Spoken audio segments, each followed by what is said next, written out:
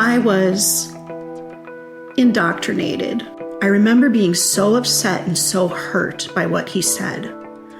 If I had control over my food and my choices, don't you think I would have done better and I wouldn't be fat right now?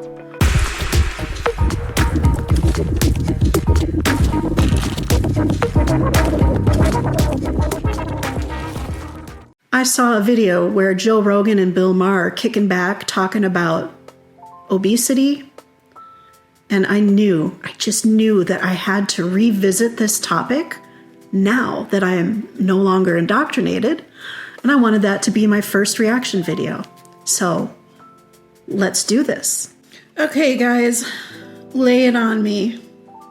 The Joe Rogan experience. But fat is fat, and it's just not healthy. Even if you find it beautiful or sexy or whatever you want, it's just science. It's bad for literally every part of your health.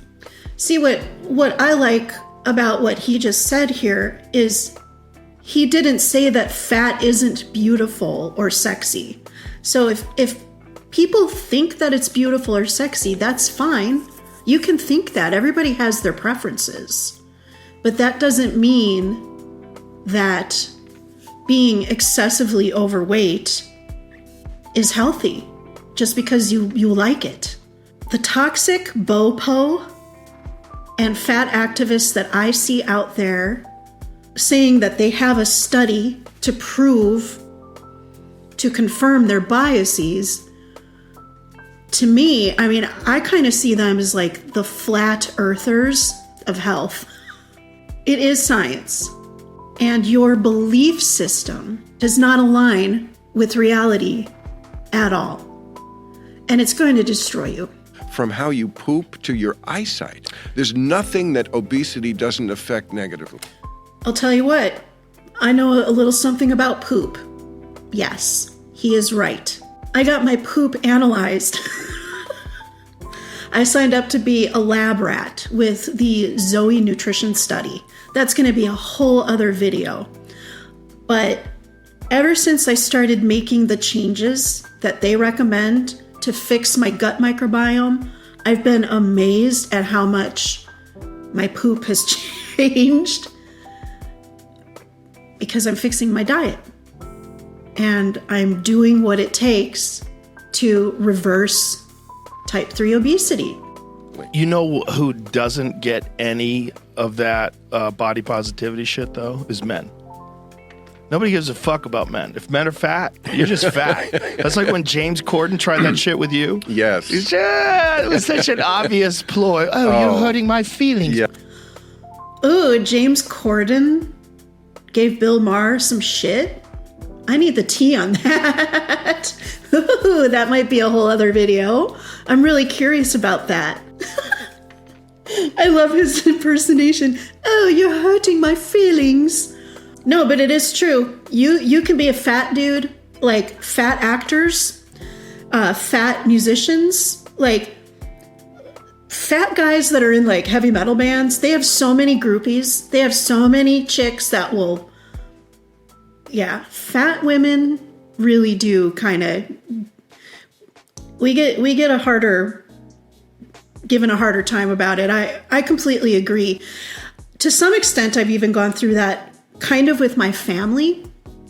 My brother, he struggles with his weight. Now, he's never been like morbidly obese like me, though. He's always been just, he's kind of where I wish I was, where he's always been just maybe, I don't know, certainly not 100 pounds overweight, but like my parents are never hyper vigilant about what he's eating when we get together, but they would be really hyper vigilant about what I was eating.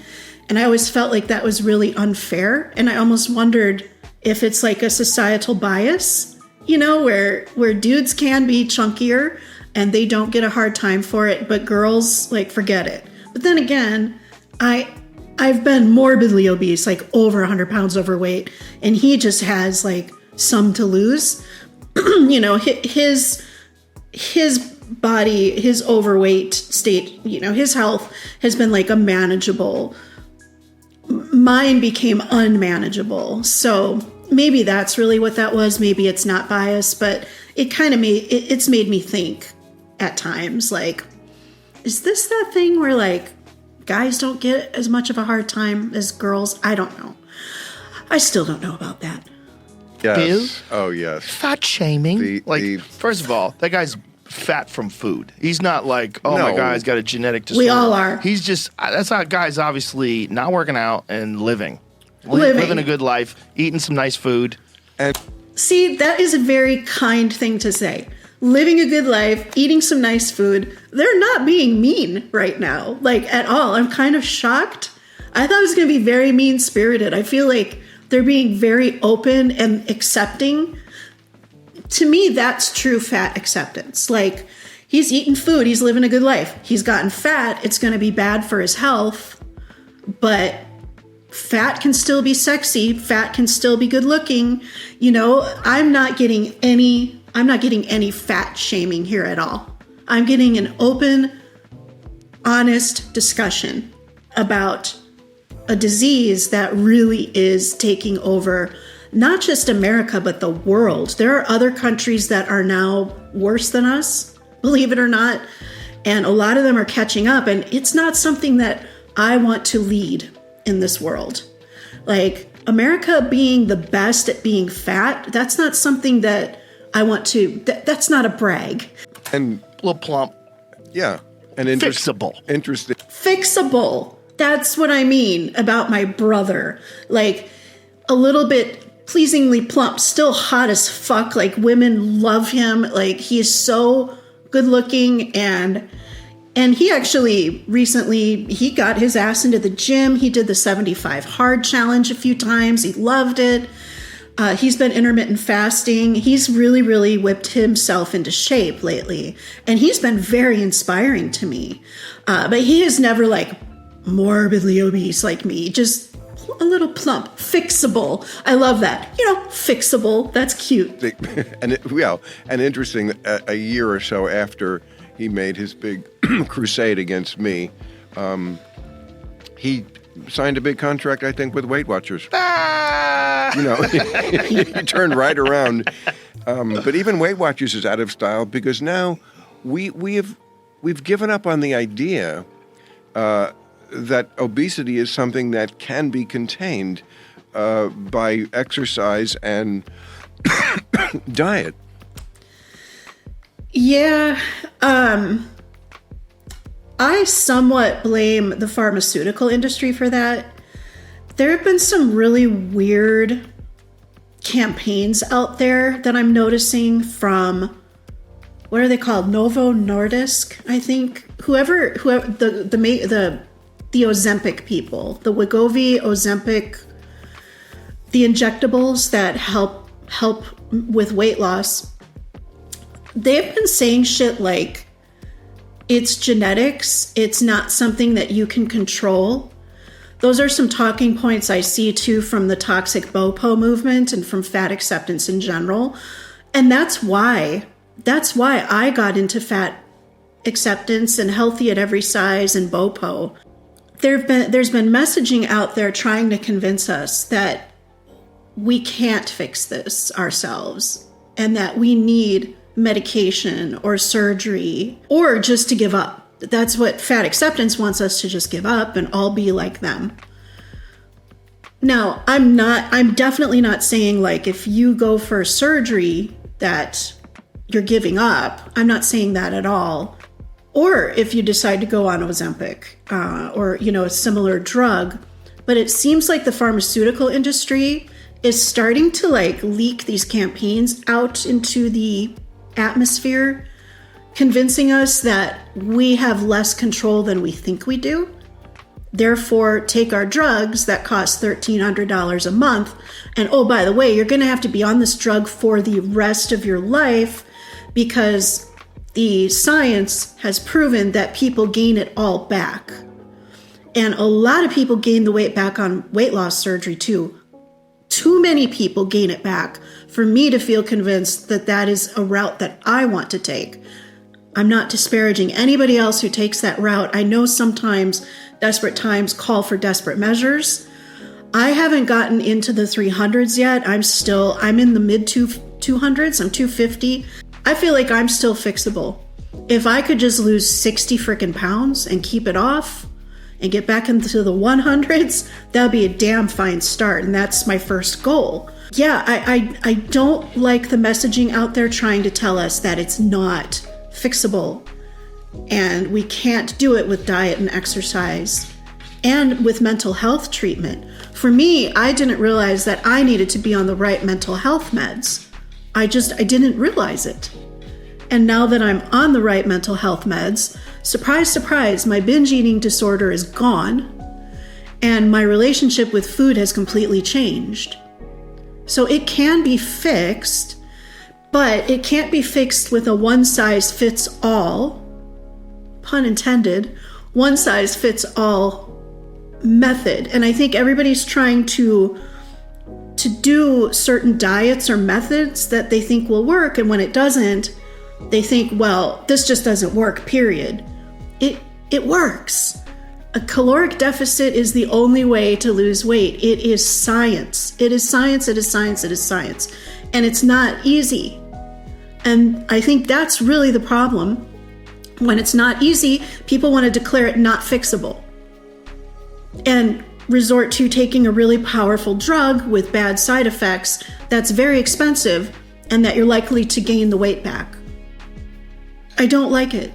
I don't like it. It's on mainstream media now and certainly has taken TikTok by storm. I hate that defeatist attitude. Like, don't you want to take your power back? Don't you want to feel like you can do something about this? I know I do. I'm not going to give up. By what, for 50, 100, a million years before this, it was the scientific consensus that, of course, you can control it. Yeah. With I believe that. Diet and exercise. It just in a couple of years, that went out the window. And it did. You cannot find an article on the front page or in the op-ed page of the New York Times in the last couple of years that has any other belief than this one, that it is a disease, it is not within a person's control. So they're all in on Ozempic or whatever else. There, see? I'm telling you. I feel like this is like the conspiracy theorist in me. You know, the pharmaceutical industry really does have its talons in us. It really does. They have a lot to lose if we figure out how to lose the weight and get healthy on our own. Like, if I could just dial back to the 70s and 80s, whatever I was doing then kept me healthy. Can I just go back to then? Because whatever I was doing then, I know what I was doing then. I was getting a lot of damn exercise because I was a force of nature you could not contain. And I wasn't eating tons and tons of snacks all day. I could care less about food because I just wanted to be outside playing all the time. And when I did come in to eat, my parents cooked us healthy meals. We didn't eat a ton of fast food in my family. We didn't have a bunch of cookies and chips and, you know, sometimes we had it around. Usually it was like homemade cookies and it was chips that we were going to have with a meal. Like, we're having sloppy joes tonight. Yay, we get to have some chips with our sloppy joes. Like, if I could go back to 70s and 80s me, and that's kind of what I'm trying to do, I would lose the weight. Over the last 20 to 30 years, industry has hijacked us.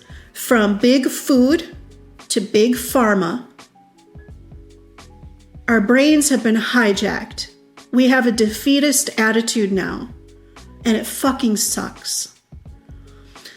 Here's the thing though, obesity is a disease though. I mean, it is. It's a medically diagnosed disease. When I look at my results, when I look at like my doctor's notes from the last time I was there to address my mental health, I wound up in the emergency room with a series of rolling panic attacks. It was terrifying. It was really kind of my wake-up call.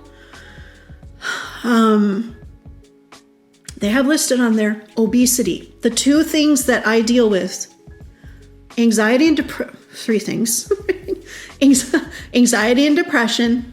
I guess those are two things, but they kind of are lumped together. Anxiety and depression, asthma, and obesity. See, these are the doctor's notes. You see that? Obesity.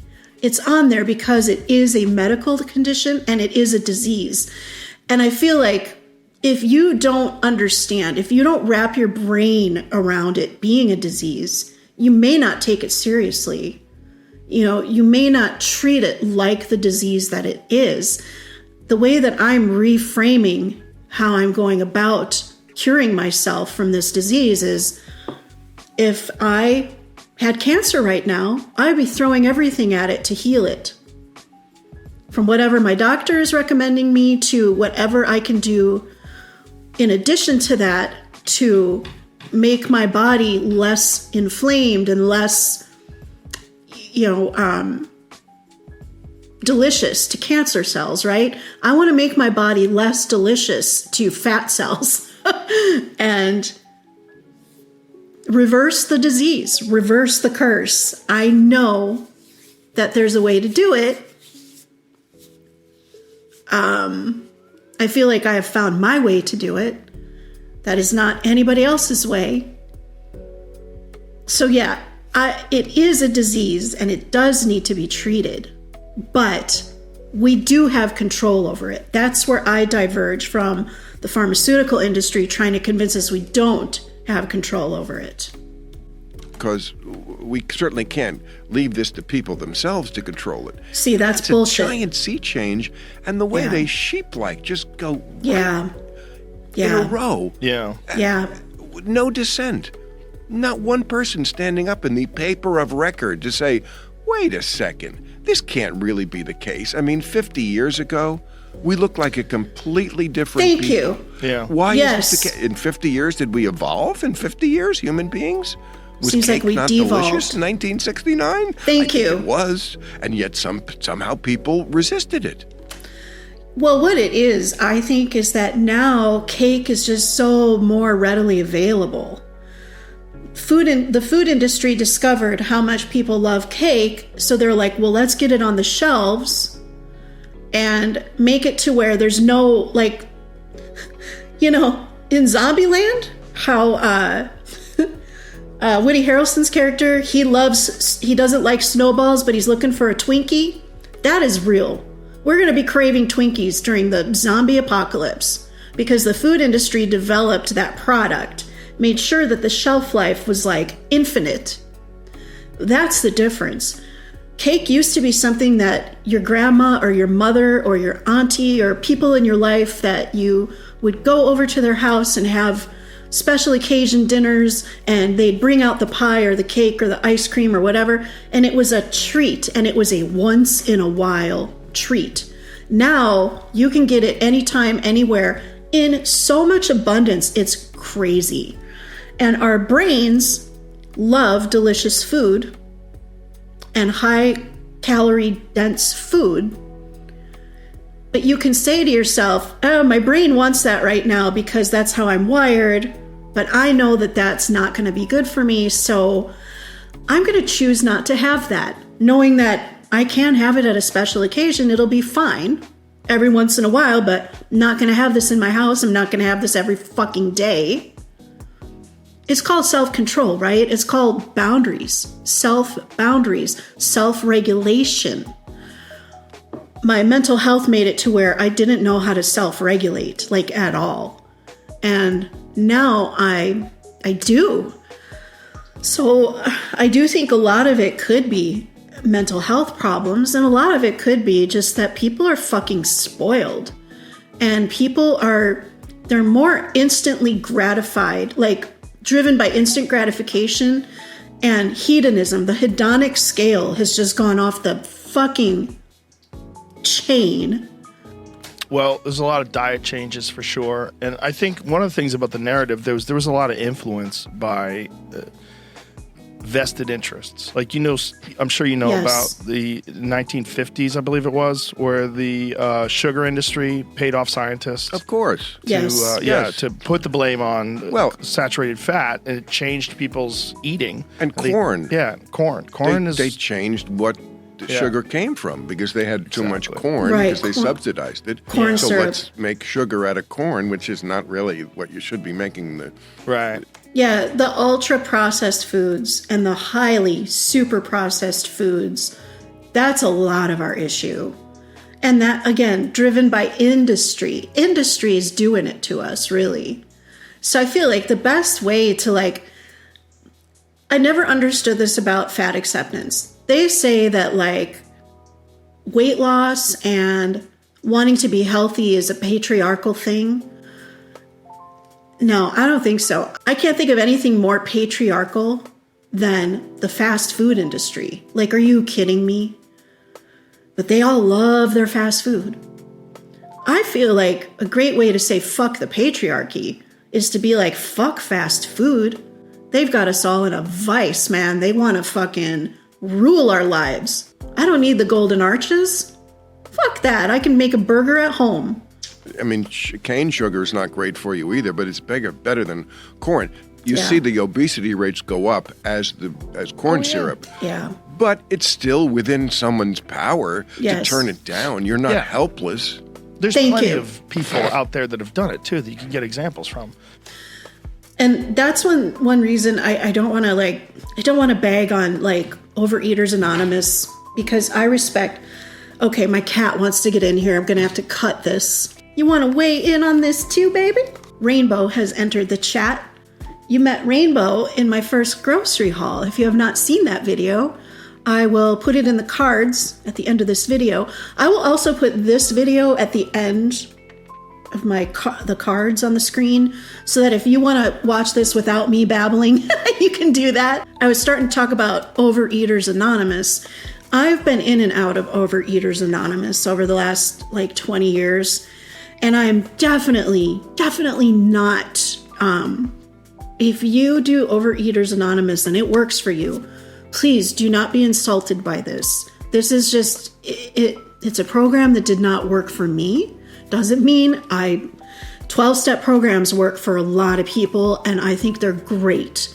And food can be like an addiction. It really can, especially sugar and fast food and ultra-processed food, hyper-palatable foods. They can be very fucking addicting. That's one of the issues that I had. But what bothered me about Overeaters Anonymous every time I went was the emphasis in how we're helpless and powerless against food, and how we need this 12-step program to get us out of that. And maybe some people do, but I had a hard time with that because I feel like I have more power than I gave myself credit for. And I'm taking that power back. I have agency. I have autonomy. I do have willpower, more than I thought I did. I just had to get my mental health on track. So that's another thing about the fat acceptance talking points that really bother me, is they want to teach you learned helplessness. As a matter of fact, they are calling themselves disabled. A lot of them are. They're calling themselves disabled. Well, I mean, my mobility definitely went down the shitter as I got bigger and bigger. And sometimes I felt practically disabled. It was difficult for me to leave the house. I didn't want to drive my car. I didn't want to go to social events. I started to get practically agoraphobic. The pandemic didn't help with that, but that was happening even before the pandemic. And a lot of it was, I was tired. I was sore. I remember one time when I went out to take a walk around the block, just around one city block. By the time I got home, I was crying because my hips hurt so bad at the end of it. one fucking city block. It's self-induced disability. So should it be treated as disability? I don't know. There's this message of learned helplessness and an encouragement almost to stay in your helplessness and your powerlessness so that they can all be disabled together. And just honestly, I feel like they want to be on government benefit. That's kind of the vibe I get sometimes from some of them. And that's really fucking sad. At the same time, I understand how painful it can be to be in a fat body, and you do feel disabled. I can't imagine being 300 plus. I never got to 300, thank myself, because I never did what they told me to do. I never threw the scale away. I kept it. And as I was getting more and more miserable, I finally got out the scale. I was like, I've got to see where I'm at right now. And I was at 290. And that's when I was like, oh, hell no. Hell no. I'm not going to get to 300. No way. No fucking way. I did that. I didn't listen. I kept my scale. So yeah, I can imagine being in a 400, 400. Some of these people are getting into the 500s. You gotta feel disabled. You've gotta feel disabled, I'm sure. I don't know how most of them are bedbound. I don't know how some of them drive. Like, even me with my apron belly that I have right now, one of my non-scale victories, honest to God, is going to be when I don't feel my steering wheel rubbing against my belly anymore. How does a 300, 400, 500 pound person fucking drive? So I can understand why they feel disabled, but you have more power than you think. You have more power against this than you think. You do. If you're on the edge right now, kind of in fat acceptance, but feeling like something is wrong, something ain't adding up, shit ain't adding up. If I had a calculator right now, like Zachary Michael, little Zachary Michael reference. If you're feeling like it's not adding up, trust me, there's a reason. There's a voice in the back of your head right now that it's your survival. Your instinct to survive is like, something ain't adding up. Follow that. We have more willpower and control than they want us to believe. Don't believe the propaganda. Just start walking and start eating more vegetables. Just start there. It's that simple. Eat a little less sugar. You don't even have to throw it all out. We have more power than they want us to believe. There's plenty of people out there that have done it too that you can get examples from. I mean, especially in this day and age with YouTube and these social media influencers that have lost a ton of weight. Some of those people have gone on diets and lost 150 pounds, and they'll tell you how they did it. And Right. you can get inspiration from them. It's not rocket science. Yeah, it's doable, but it's not easy. And the Right. idea of calling it a disease, it's interesting because we kind of agree alcoholism is a disease, but it is similar because you are Yes. addicted to food. Like, Overeaters, there's a whole anonymous program. There's an entire 12-step program out there for food. It can feel like a substance. Emotional eaters in particular. When you're numbing with food, you are using it as a substance. When I would binge, I would feel like I'd leave my body. And I would be watching myself and kind of shaking my head going, don't, stop, what are you doing? It was like an out-of-body experience. Real similar probably to whatever illicit drug you want to insert in that blank. So I can't deny that there were times, especially when I was really, really struggling with binge eating. Yeah, it felt like using a substance and leaving your body. 100%. Absolutely. Like, people are absolutely addicted to food, especially high fructose corn syrup products and things where there's like, you're getting that big sugar rush and the insulin spikes. And Oh, yeah. Well, they do this in the lab, you know. I mean, they have all these food companies. All these food companies Yes. have labs where they go in and they test how much fat and sugar and salt we can put in this thing to make it as addictive as possible. Yes. You know, they don't want you to just eat one, that old Lay's potato. You bet you can't eat. They want you to Once have you the whole stop, bag you and can't then pop. start another Once you bag. pop, you can't stop. Yeah, I mean, wow. I agree with them, and not a single thing they said made me feel triggered, because reality exists. Well, that was really, really good. And guess what? That made me want to go to the gym. I'm running a little late. Oh, not that late, though. It's a Sunday, so yeah, I'm going to eat a healthy breakfast and go to the gym. Industry has a lot to do with it. Next time you find yourself reaching for fast food or hyper-palatable foods like anything on the shelves and not in the fresh aisles, just give it a little thought. Like, why do I want this? Why? And think about how they are developing these foods in labs and get fucking pissed about it and say, fuck those guys. They have hijacked my brain. They have enabled my difficulty with saying no to food. They've enabled me. Go into a grocery store when you have a serious food addiction and tell me it's not a lot like being propositioned by a drug dealer on every street corner. Those end caps, I noticed that once. I was very aware of it. I'm in the grocery store.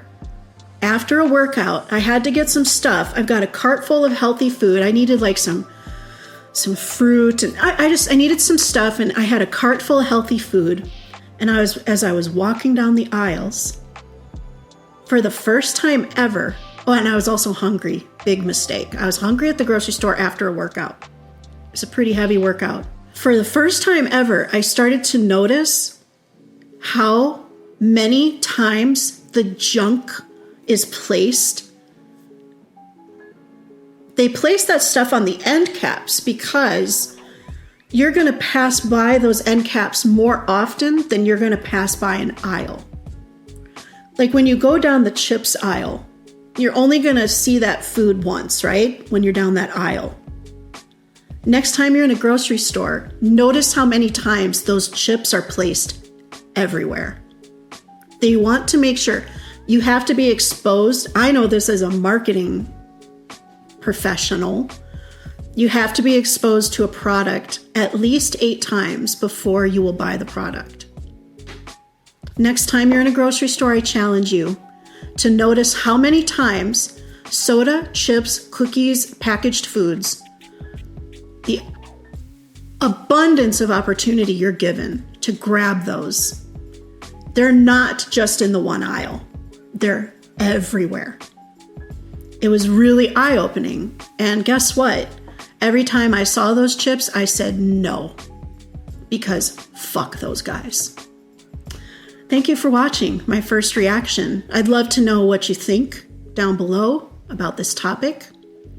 And yeah, that's about it. I had to watch this as my first reaction video. So, yep. Healthy brunch, and off to the gym I go, and I will see you next time. Bye.